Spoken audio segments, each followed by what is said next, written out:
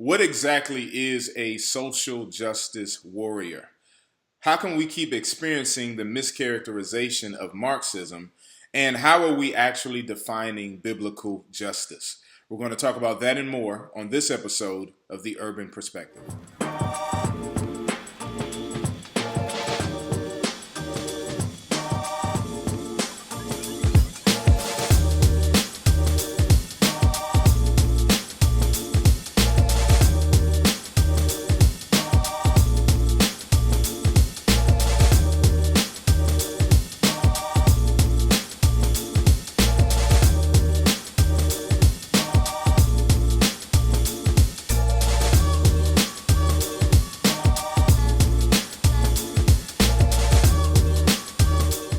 What's up, world? Pastor Jerome here, and you are tuned into The Urban Perspective. I'm glad to be joined by my buddy, my friend, Pastor Brandon Washington. He is the lead pastor of the Embassy out there in Denver, Colorado. He holds a MA in theology, also an MA in apologetics and ethics, and you just can't get enough school, so he is pursuing your PhD.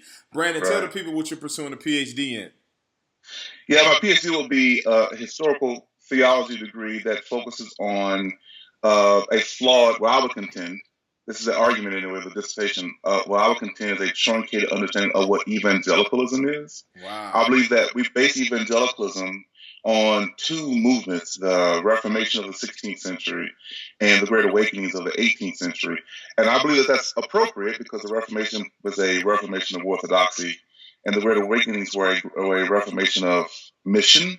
But I believe that there's a third one that we overlook, and that's the Civil Rights Movement, which is a reformation of orthopraxy. And if you remove that one, you don't have a comprehensive understanding of what evangelicalism is. I think that's the proper setup for our conversation today, because any conversation regarding social justice is treated as parallel or separate from, maybe parallel, separate from the gospel.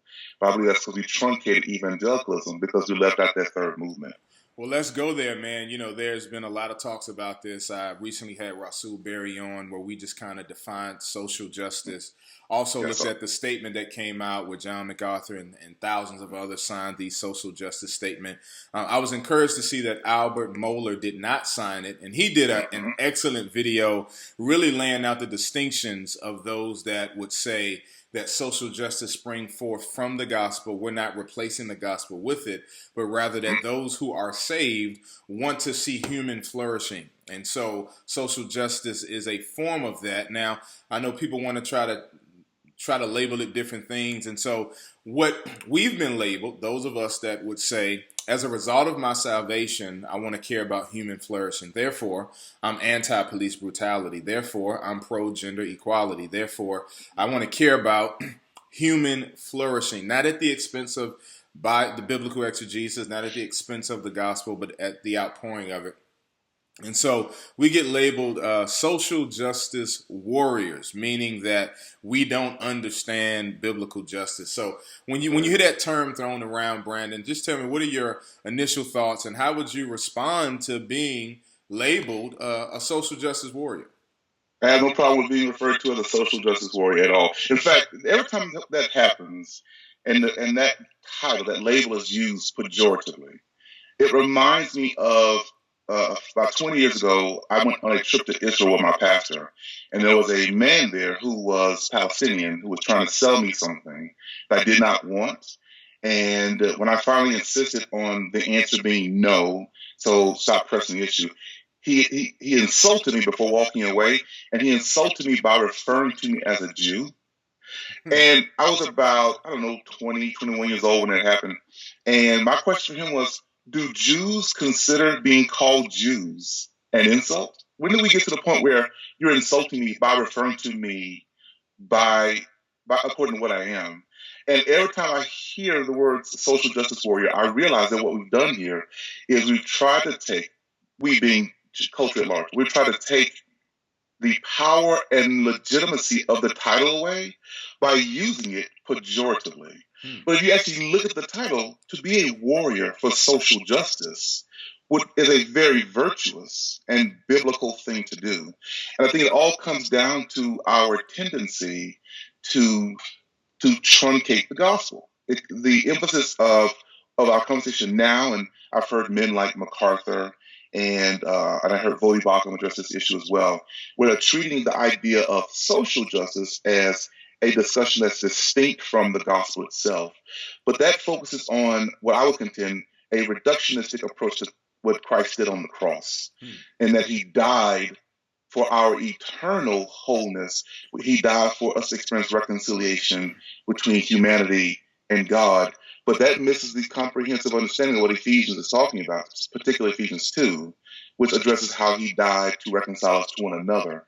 So any rift, any brokenness that is in need of wholeness, that's addressed on the cross. Not just the rift between God and humanity, but between humanity and humanity. And sometimes that brokenness manifests in the form of injustice between human beings. And you're not supposed to go to a third solution for that. You apply the gospel itself to that brokenness. Well, that understanding of God acting to bring justice to the relationships between human beings means that that relationship and its wholeness is essential to the gospel itself. So when I hear John MacArthur say, instead of being advocates for this, just preach the gospel, I'm hearing a truncated gospel message that doesn't take into consideration the entirety of what Christ accomplished for us on the cross. He didn't just want eternal wholeness, he wanted the temporal wholeness between us that displays our eternal wholeness with him. This is very consistent with what the Bible says. In fact, one of the first things I learned in seminary when I took Old Testament, and I did not realize this was going to be one of the outcomes, but I took my first Old Testament survey under a man named Danny Carroll, Dr. Danny Carroll. And I will never read the minor prophets in the same way because the book of Amos is fixated. The big idea of that book is social justice. The big idea of Micah is social justice. The whole agenda of the author is to emphasize what it is to be sacrificially committed to the wholeness of someone else. And it's not just their financial or their physical provisions, it's to address the fact that they're being mistreated. And an imperative from God tells them in both Amos and Micah, because you have neglected this part of your calling on my behalf, you're out of step with my gospel. You're out of step with what I've called you to do in my name. That speaks to how much God intended for we as believers, the church as a unit, to address this directly. Instead of simply saying, let's preach the gospel and get everyone to heaven, let's pursue their wholeness now. Well, let's dig into that a little bit because you said something I think that's important. But those that want to label people with the assertion that justice springs from the gospel, when you say that social justice is essential to the gospel, I want you to break that down because some are going to try to import an incorrect hermeneutic to where you're saying that it's in addition to. And we would say if you add anything to the gospel, then you lose it. So when you just break down the distinction between essential to, but obviously not eclipsing or replacing the gospel. Yeah, I think that I've actually heard that accusation before where you're presenting a second gospel or an amendment to the gospel. I don't think that it was ever God's intention for us to focus on what the eternal destination of the cross is. I'm not denying the value, the eternal value of what occurred on the cross. Please don't hear me say that. Absolutely. But I'm saying that it was a mistake of ours to reduce the gospel to that. And if you don't take that into consideration, certain passages don't make much sense. So, for example, Christ addresses his disciples by saying, you will be known as my disciples by the manner in which you love one another. That's recorded for us by Mark. You are to love one another in such a way that the world will know you are mine by the manner in which you love one another. And we get clarity on what he means by that because he says you are to love your neighbor. It's him giving further detail regarding what he meant by that. You are to love your neighbor as yourself. Well, the thing that comes to mind for me right away is that doesn't give us a pass on how sacrificial we are going to be for someone if we are compelled to love them as ourselves. If I am hungry and able to do something about it, I'm not going to allow myself to starve to death. If I am homeless and I'm able to do something about it, I'm not going to allow myself to be homeless. If I'm enduring injustice and I'm able to act on it, then I'm not going to allow myself to endure injustice. If I'm willing to love myself in that manner, and Christ calls me to love others as myself, then those same needs, those same displays of brokenness are compulsions. I'm obligated to act toward them. That's not an additional aspect of the gospel. That's an outworking of my completed sanctification. It is an outworking of the gospel. So the thing we're having to do now is not amend the gospel or create a second one. It's us having to go back to what the gospel intended on day one, because our fixation on eternal destination, much of which came out of the Reformation, we turned the gospel into the doctrine of justification, when it's much more than that. If we have to go back to the way God intended it on day one, which included the wholeness between human beings that was purchased for us on the cross, not just eternal, but temporal. Wow. Wow. Now that's good, man, because I think that's just essential because, again, there's tons of mischaracterizations happening and they're just easily and comfortably labeling those that may have a different point of view, Marxists, social justice warriors, and they say that there's an assumption that we are eisegeting the text. And they even say, here's what blows me away. They'll say we need to stick to biblical terms. So we don't need to use the term social justice. We don't even need to use the term race. So my question is, if that's the case, then where is the word Marxist in the Bible? Where is Marxism in the Bible? If that's your presupposition, if that's your argument that we have to use biblical terms, how can you use a non-biblical term as a label for someone whom you disagree with? I think that one of the mistakes we're making here is we are presuming that an idea is entirely bad because of the manner in which it manifested. And that's an ad hominem argument. You're arguing against the practitioners of an idea instead of addressing the idea itself. The consistent argument I get in response to a what is typically referred to as a socialistic worldview is look at all of the countries that fell under the title socialist. You have Nazi Germany, you have the Soviet Union, you have these evil displays of a government structure that was properly identified as socialist. Well, my problem with that is a good idea in the hands of Hitler is going to have bad outcome because of the man, not the idea. A good idea in the hands of Stalin was going to have a bad outcome because of who the man was. That can be taken advantage of. Any idea, good or bad, can be taken advantage of to the benefit of the person who's responsible for the implementation of the idea. Some aspects of a socialistic worldview that should be taken into consideration as biblical is the sacrificial pursuit of well-beings other than yourself. Romans 13 does not give us wiggle room there. Does it use the word socialist? No, it doesn't. But it does not give us wiggle room in regards to whether or not we're going to choose to do that. The imperative of the passage is, owe no one anything except love. And then just like Christ, he defined what he meant by love. And it is what I refer to as the apathy imperative. You love them in the way you yourself would want to be loved. That is a sacrificial thing. So that is a passage that comes to mind for me. If my next door neighbor is hungry and in need of food, would I want someone to feed me? Would I want someone to clothe me in that scenario? Well, we're trying to push back because the American mindset is you pull yourself up by your own bootstraps. First of all, if you pull bootstraps, then the boots don't come up. I don't understand how the image even has credibility among us. Right. Secondly, even if it did have credibility, no one who's saying that has ever done it. The idea of being sacrificial for someone else is only criticized by those who are benefiting from having been sacrificed for and don't want to pass that on to the next person. They benefited from it, don't want to give it to someone else. They have this flawed view of self and that they accomplish this on their own. I was having a conversation the other day with someone who was comparing the idea of socialism to the free market democratic system.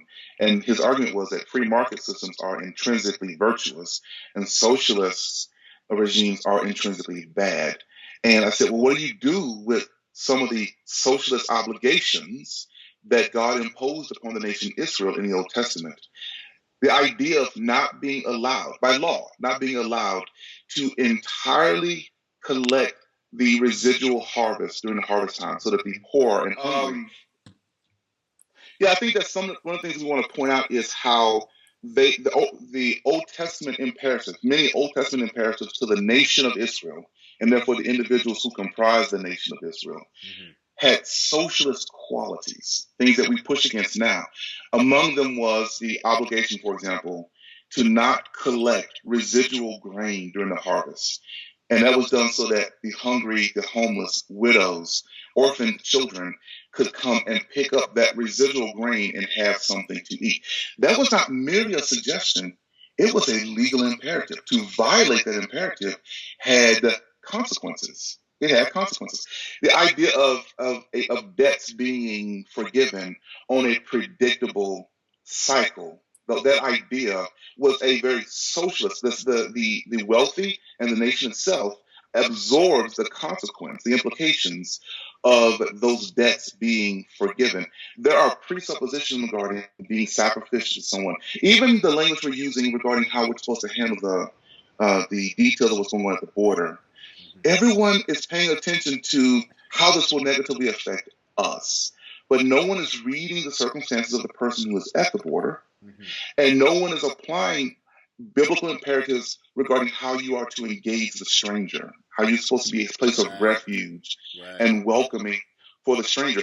Does a stranger bring resources to afford the cost of being the refugee? No. By virtue of being refugees, many of them don't have it.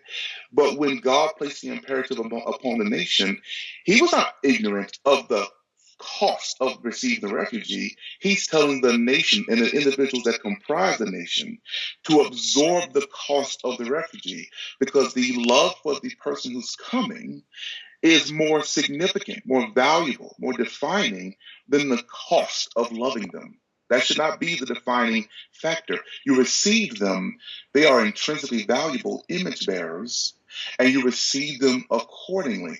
Do you do it blindly? The text doesn't say that. Do you do it flippantly? Do you do it with no regard for legalities? No. But once they come into the nation, the legal standards placed upon them were no different than those who are natives of that nation.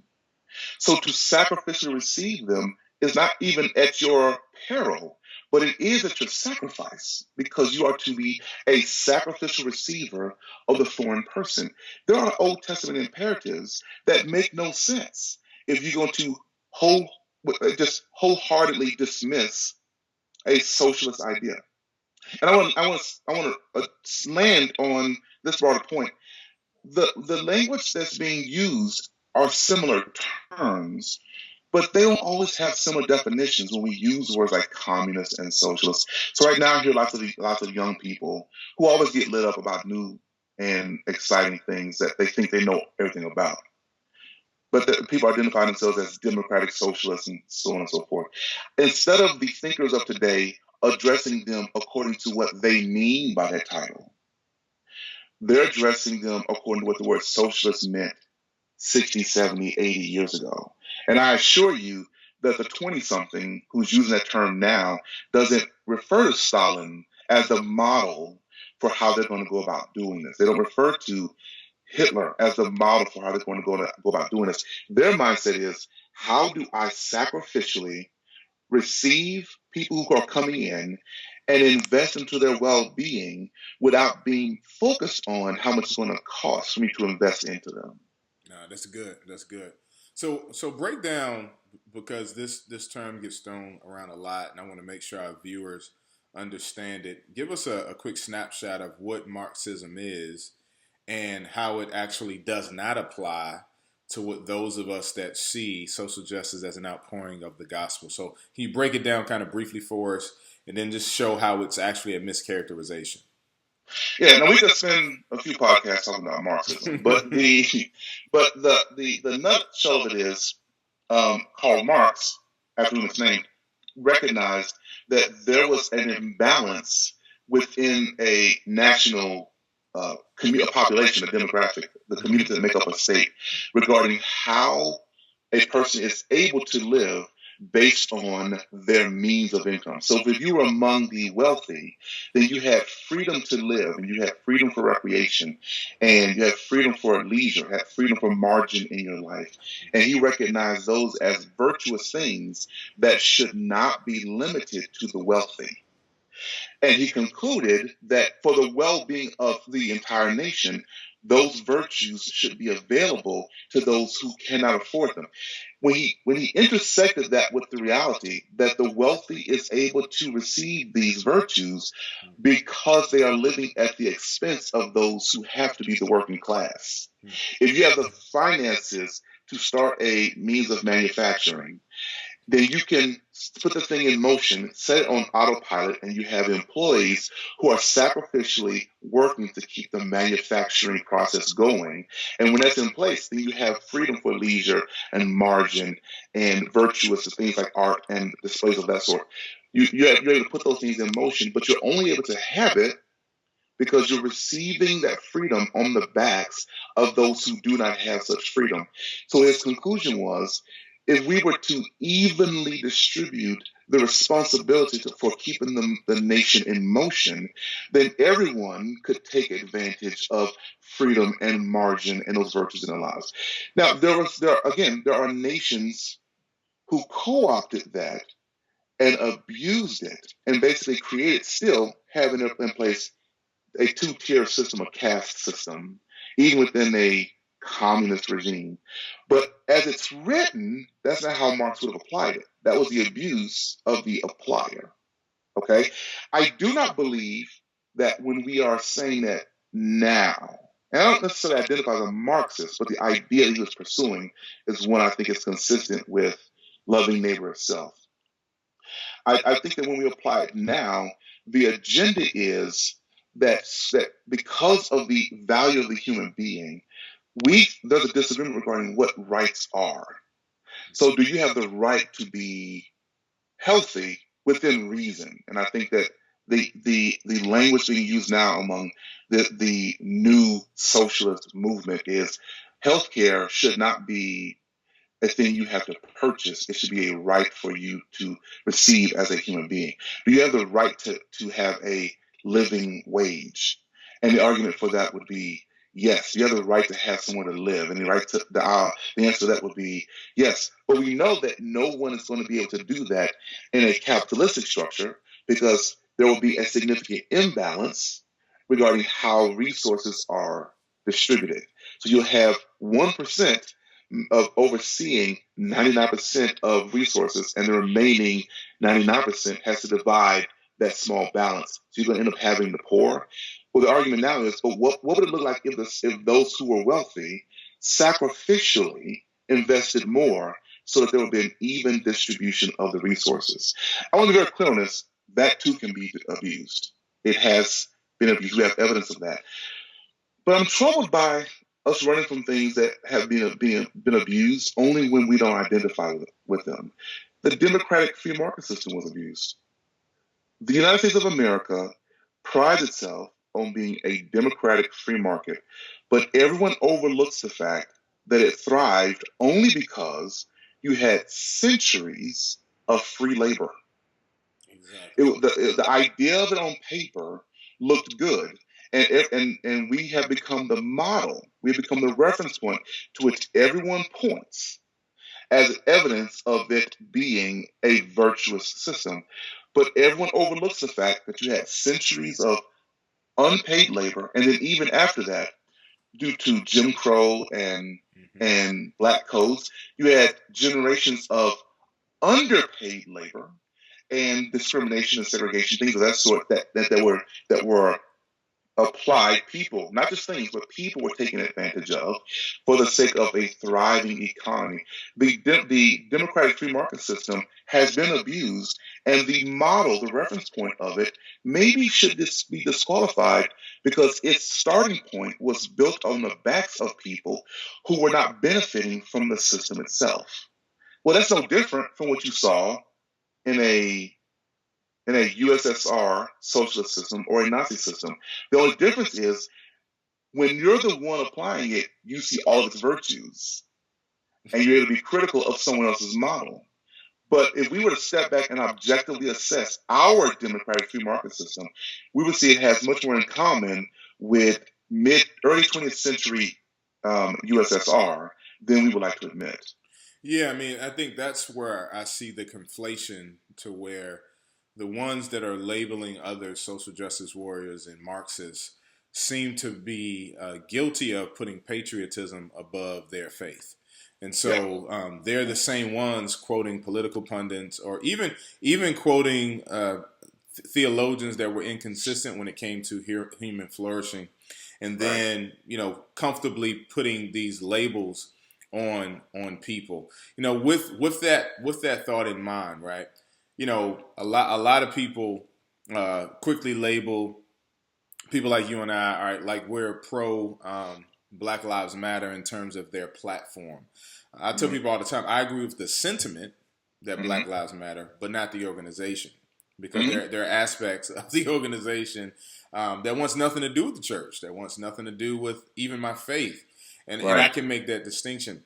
Why do you think we can make that distinction, but the ones that are proponents of being anti-social justice can't make that distinction when it comes to some of their favorite theologians who owned slaves, or even the inconsistencies of Calvin himself in terms of his ethics as it related to Jewish people, and Luther as it related to Jewish people. So it's interesting that they can make those distinctions when someone's theology is good, but their ethics were not. But then they don't extend that same grace to us to say, hey, we don't agree with everything that they're saying. We agree with the sentiment, Black Lives Matter, and since they want to quote stats, the stats show that we are disproportionately affected by certain things in our country. Why do you think they comfortably they give themselves that grace, but they don't extend that grace to others with a dissenting viewpoint? When I was in seminary, I took a class called Theological Method. And it's a class I think everyone should have to take, because one of the things I learned is how we have a flawed view of our theory of knowledge is flawed. We have a poor epistemology. And one of the things that comes to mind is we're under the impression that theology is done in a culturally neutral manner. And that is false. That is false. It's not necessarily bad that our culture informs the manner in which we do theology. My favorite example of that is that Tertullian is the one who is often recognized as the coiner and the definer of what we mean when we use the word Trinity. I think he was able to do that because of his African communal context. And so, in contrast to a Western individualistic context, he's able to recognize the Trinity as a community versus three individuals that are in some mysterious foreign manner linked to one another. My understanding of the Trinity came from that African, that Eastern approach to the matter. And I don't think that he created an idea. I think his culture gave him lenses to see the idea that was already there and exists independent of him. Let me interject for a second. Let me interject quickly. Now, because you keep mentioning culture, what about those that say, Brandon, once I got saved, I lost my cultural identity because I'm a new creation, 2 Corinthians 5:17. I'm a new creation, the old is past. And so their hermeneutic is, I no longer have a black culture, white culture. Those labels no longer exist. Yeah, but that's going to end up being out of step with what God's obvious plan was. God never intended for the manner in which humanity to approach him be unicultural. It's deliberately multicultural. So to say that culture no longer exists, or to even use language like my culture is the kingdom without recognizing that deliberately God comprises the kingdom of an array of cultural norms, it's missing the agenda and the very point that God is making. He wants the manner in which he's being approached to be that diverse array, and not just for the sake of the diversity in the act of worship, but it provides those diverse cultural lenses. And if you have an integrated diversity, then all of those cultural lenses are engaging one another, and that lends itself to a more comprehensive view of who God is. So there some things about God that are best discovered in a Western cultural norm? I would contend that the answer to that question is yes. But are there some aspects of who God is, the Trinity being one of them, that were best discovered in a non-Western cultural norm? Yes. And that's okay, because the Western cultural norms, those who adhere to it, and those who adhere to it, African or Eastern cultural norms, are in community together. So each of them is benefiting from the diverse lenses. So even though you don't have my perspective, you have me.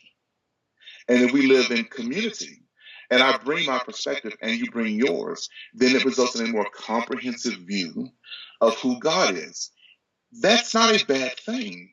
For us to treat it as a bad thing, I would contend, has us falling out of step. It's not an accident that when John describes an unseen worship gathering, the people who are present are recognizable according to their ethnic identity, the ethnos there, and their language. God does not intend to get rid of that. It's fundamental to who we are, and it's deliberately there because it defines the mosaic, the manner in which he intends for the kingdom to be on display. We need to stop running from that as a bad thing, and even stop using language like we should be together for Christ because we have him in common, and we're together in spite of our differences.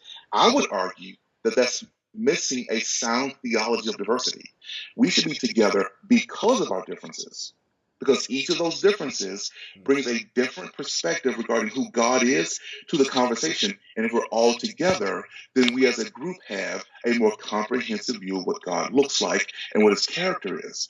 Now, the reason that's relevant here is just as there's a benefit to that diversity, there are some shadow sides to it. Because if you don't recognize that you're doing culture doing theology according to a cultural norm, then you will think that your theological ideas are culturally neutral, and you will dismiss the theological ideas of people from other cultures, not because they're wrong, but because they're not you. And that's what we're experiencing in this social justice discussion. As I watched MacArthur's, we don't like the word privilege anymore. Privilege has gone the way of social justice warrior. It's a word that is so dirty, so unpleasant that we want to remove it from our language. But that was a moment to hear him discuss this. It was heartbreaking for me. And to hear him discuss it made me appreciate that he doesn't understand what it's like to do theology from the margins when you're not the privileged group. And if he were to engage and do life and learn from those who do have that perspective, it would not diminish the perspective that he has. It would nuance the perspective that he has, because people are bringing understanding based on their lenses to the conversation, and that understanding is foreign to him, not because it's not true and not because it's not objective. I'm not saying it's that these truths are not independent of humanity. It's that you have to have certain lenses that lend themselves to you seeing that thing, which is an objective reality. The first person who made me realize that is Dr. Carl Ellis, because he wrote a history of Christianity, American evangelicalism, through the lenses of the African American church, free at last. Yeah. And I realized how this perspective is foreign to those, and I think this even informed his reason for writing the book. It's a foreign perspective to those who did not live it out, who are not presently living this out. And it explains, if you read it, it explains how the Black church became so fixed on social justice as fundamental to the gospel. When you are the marginalized group, you now have lenses to see marginalization. But when you're among the privileged, you don't see it.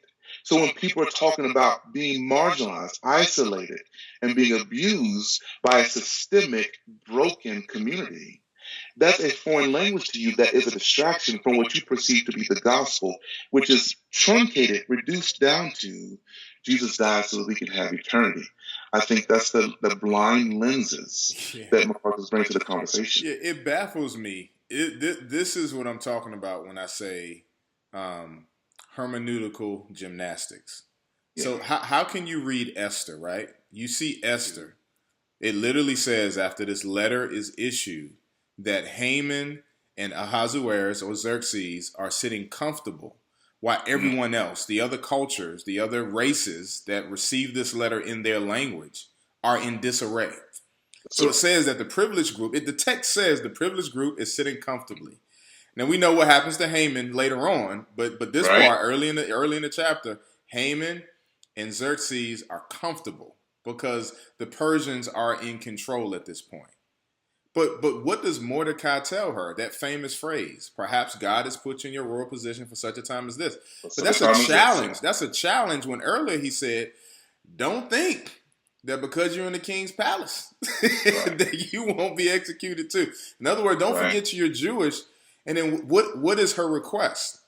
That the edict that he signed, that Haman put together, is eradicated, and then Hmm. Mordecai ends up penning one in its place that allows the Jews to defend themselves if they are attacked again. So it's like now. Listen, if they're executed, these are the people of God. These Jewish people believe in God. Hey, execution means they're going to be with God, but they Hmm. also care about their current situation, and she even calls them my people. So it's like Right. I don't get how do we miss this in the text, or how do we then somehow again exegetical and hermeneutical gymnastics to arrive at this point that we only care about the eschaton as it relates to glory, but not the present state of man. You're one of the more brilliant people I know, Pastor Jerome. So I want you to hear me Appreciate say it. this. Has there ever been you've experienced this before where you read a passage that you had read before Mm-hmm. in the scriptures, Yeah. and you said out loud, I've never seen that before. Of course. Well, the passage is the same, but Right. you are not. Exactly. Okay? Something has happened since the last time you read that text. Right. And those experiences, a series of things probably, Mm-hmm. have happened. And that series of things have given you lenses to see something that you did not see the first time. Well, that's going to be the case across cultures, Right. because not every culture is having, in spite of our desire to think otherwise, not every culture is having identical experiences, even when they are in close proximity to one another. I live in Northeast Denver, and Northeast Denver is historically the the African American community in Denver. It's communities known as Cole and Five Points. In fact, Five Points was referred to in the mid 20th century, it was referred to as the Harlem of the West. And I assure you that the daily experiences of the community in which my church is doing ministry is not the same as the communities that are 20, 25 minutes south of us. And because of those fundamental differences in experiences, there are different lenses. So the two communities do not even see the world in the same manner. And I'm not saying to you that they have the right to make up a reality, but I am saying that the lenses that you wear, based on the experiences you had, they do affect the manner in which you're able to perceive objective realities. They form who you are and therefore affect the manner in which you see. So the people, the community that is privileged, and I want us to be careful to not use the word privilege. Since this is being recorded, I have to do this. I want us to be careful with how we use the word privilege, because we're applying it to we're often applying it to ethnicity alone. But I'm much more privileged than my wife because I'm a man. Mm-hmm. I'm more privileged than my daughter because I'm a man and I'm an adult. I have privileges that she does not have. So privilege is not intrinsically bad. The observation should be around how your privilege is being used. Are you sacrificially using your privilege? I'm not telling you to denounce, set aside. I'm saying that you should love your neighbor as yourself, so they should benefit from you being privileged. My wife, on more than one occasion, has benefited from the fact that I'm a man, in spite of the fact that she is not. And I'm saying that that privilege, however, will result in you not seeing it in precisely the same way as those who are outside of the privilege. And they're not wrong. It's that they have lenses that you don't have that affects how they see it, so they can perceive things that you can't. My wife changed the language that I use regarding women. Right. Same She here. changed the language. And it's not just because I have an affection for her, so she changed my mind blindly. No, when I married her, our oneness lent itself to me seeing the world the way she sees it. And because of that, I saw truths that were previously in blind spots because I tried to see the world from her perspective. The privileged community benefits from trying to see the world through the lenses of those who are not. That should work across cultures. It should work across genders. It should work across generations. And I think that if we do that, we'll have a more comprehensive view of who God is and what his gospel is. You know, one of the people that I hear frequently quoted, I do think they probably agree with him, but it also seems to be just because they got a black man to kind of co-sign on this view, is Thomas Sowell. Yeah. And so he's frequently quoted. So I want you to kind of speak to, you know, how evangelicals are using this guy, who isn't a theologian, by the way, but he's used in order to purport a narrative to disassociate or mischaracterize, again, those that are proponents of social justice as the outpouring. And I want to keep saying that so people don't misconstrue what we're saying. We're not saying that social justice saves you. We're saying that saved people engage in it. Only Christ saves us is only by grace through faith, that alone. I agree with the 5 solas, right? It's him alone. But we disagree, obviously, on the application of the Gospels and even the implication of the Gospel. And I would even say the totality of the Gospel. So what would you say about those that, you know, frequently quote Thomas Sowell? Kind of give us a quick background on him and then how he's been infused in this situation, in this conversation a lot. Yeah, Thomas Sowell is one who gets thrown in my face quite a bit. I think you know that you set me up a little bit here. So but here's, I want to say this about Thomas Sowell first. He is a brilliant man. He's a brilliant man. I mean, they're not handing out PhDs at Ivy League institutions just because you showed up. Okay, he's a brilliant man. The mistake we're making, though, is we treat a doctoral degree as though it is the key to omniscience. It's not. In fact, in many regards, it's the opposite of that. You don't know something about everything. You know a lot about one thing. But because you have a PhD behind your name, you get invited into conversations that you did not study while pursuing that PhD. So he's a very gifted economist. I do not deny that. When it comes to numbers and how they balance out, he should be, I would contend, he should be a part of that conversation whenever that occurs. The problem is he's often asked philosophical, theological, historical questions, and he will speak on those matters as though that is his area of study under his PhD. And all due respect to the man, he is a really bad historian, a very bad philosopher, and an atrocious theologian. So when he has a conversation regarding respectfully, but yeah, I mean, I gave us props when it comes to numbers. Okay, so you Stephen A. Smithed him. That's what you just did. It's sometimes it is so frustrating to see him make easily addressed assertions, but instead of correcting these things or at least dialoguing with him over them, because of the color of his skin and because of I will contend. I want to be careful in how I make the assertion. This is my personal assessment of it. Yeah. Because of his skin color, the nature of his education, and the assertion that he's making, he's lauded without any scrutiny. It ends up becoming this moment of you find the person who agrees with me, and this is an easy one. This is an easy softball across the plate because he's both black and he's educated. So I'm not going to scrutinize what he's saying because he agrees with me. But he has made statements regarding the history of slavery and Jim Crow that are disproven by something as elementary and and unacademic as a Wikipedia page. It's easily confronted, but no one gives him that level of scrutiny. And I genuinely believe it's because he's co-signing the cultural idea that they hold dear, and he's black while he's doing it. It needs to be addressed from a scholarly perspective that he's not handling the history, the philosophy, and the theology of the matter well. So his arguments against I think he used the phrase neo-Marxism. I know that Vodi Bakum does, and I put them in very similar categories. I don't want to get into trouble if I say about Vodi. They'll send me emails, but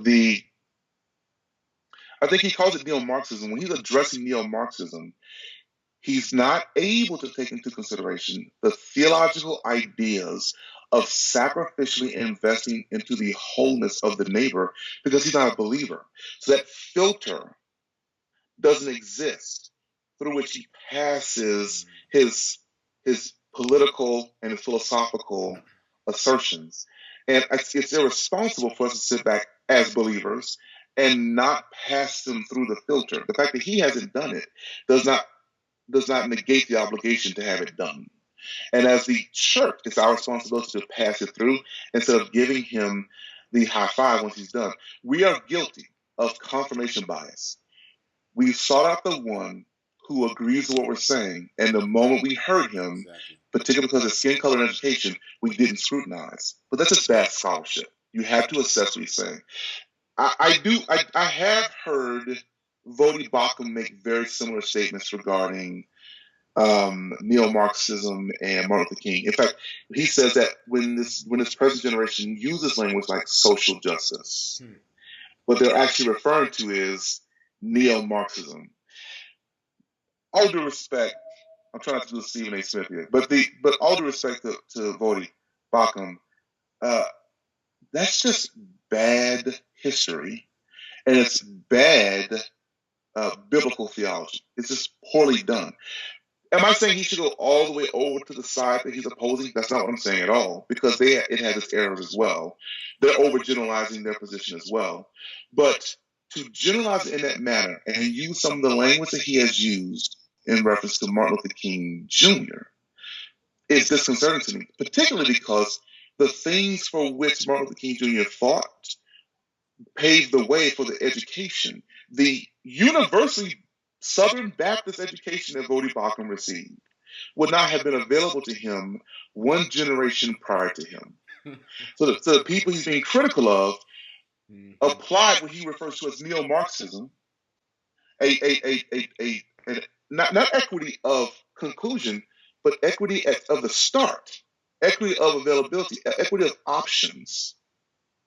He's critical of that while benefiting from it. It's amazing that no one's recognizing the nude emperor walking around town and calling him on the fact that he's a beneficiary of that which he is publicly despising. And the thing that's disconcerting for me is I've seen Dr. Bakum on a platform where he was the sole African American. He needs to be mindful of the optics here. He's the sole African American on the platform, and he's the one chosen to berate Martin Luther King. And everyone sits quietly until he's done, and he gets these round of applause for what he has said. He cannot recognize that as accidental. But this goes back to the thing we discussed earlier regarding how theology is not done in a cultural vacuum. Because what happens is you can co-opt culturally informed Christianity so much that you don't recognize that it's culturally informed. You just think it's Christianity. So he doesn't recognize that he's living out and applying a culturally informed theological method. He just thinks that this is what the theology is. So skin color means nothing if you've adopted the culturally informed theology that was formulated by a dominant and privileged cultural norm, and you end up being a voice for them in black skin at the expense of those who are trying to apply a more comprehensive gospel and theological method. Wow. No, that's brilliant, man. I love that breakdown. You know, I witnessed that discussion as well, and I was perturbed. I was disconcerted, as you said, and I was heartbroken because they were heralding the reformers at that same conference, and I'm like, again, how do we ignore that anti-Semitism and then want to highlight? And again, Dr. King certainly wasn't a perfect theologian, It was not. And none of us would argue that. However, if you're going to highlight one and ignore the other, how can we ignore their ethics? Because I thought we're taught that orthodoxy and orthopraxy matters, and that the ethics of the theologian are equally as important. When we look at the ethics of the reformers, it just simply was not there, especially even the Puritans, who certainly weren't pure in all of their deeds and how they treated people, especially people with black and brown skin. So it's just amazing, again, how we can pick and choose what aspects of history we want to herald and what aspects of history we want to criticize. And typically, the ones they want to criticize are those that look like us. And that's just again, inconsistent. Yeah, Pastor, I'm glad you mentioned this because it reminded me of something that I think bears emphasizing here. And it goes back to what we discussed earlier about my PhD proposal. If you restrict evangelicalism's identity to the 16th century Reformation and the Great Awakenings, that means that our understanding of Christianity is heavily formed by men like Martin Luther, who was a blatant and unapologetic anti-Semite. Exactly. And then you move to the Great Awakenings, and you have men like George Whitefield and Jonathan Edwards, who both owned slaves. Jonathan Edwards, upon his death, willed his slaves to his wife. And upon her death, she willed their slaves to their children.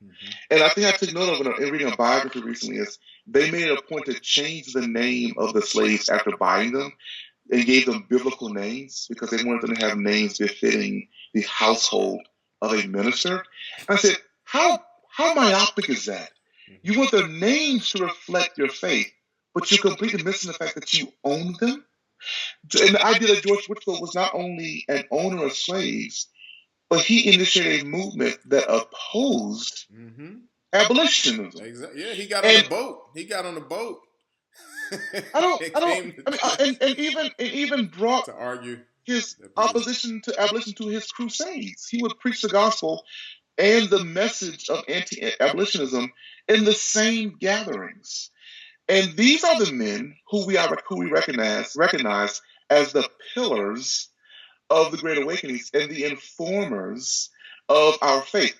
And so when you jump forward another 200 years, and you have men like Ralph Abernathy and Martin Luther King, clergy whose understanding of the civil rights movement was informed by their understanding of the gospel, and you say that aspect of evangelicalism should be included in the conversation, should have a more comprehensive view.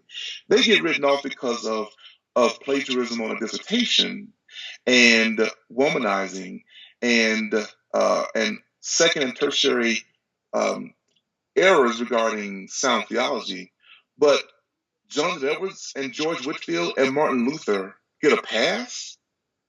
I don't understand how that works unless the perspective through which we're assessing theology is the privileged group. We're doing European and 18th century American theology even now. So these men can be revered. And during that time, minority voices, subdominant voices were unheard. And when you move forward, we disqualify those subdominant cultures by saying that the voices that were speaking from them were morally broken, but so are the ones that we hold dear. No, that's good. I don't understand how we do that. It's not a comprehensive view. No, I don't think it's meant for us to figure that out because it's inconsistent and quite honestly, it's biblically inconsistent. But let's end here, man. How can we move towards unity when, again, labels are being thrown around? So you got the social justice warrior camp. That's how they're labeling us. And then you have this other camp that wants to hail themselves as if they're martyrs for biblical truth, but are ignoring their blind spots. So, and again, I think both, I would say we have blind spots.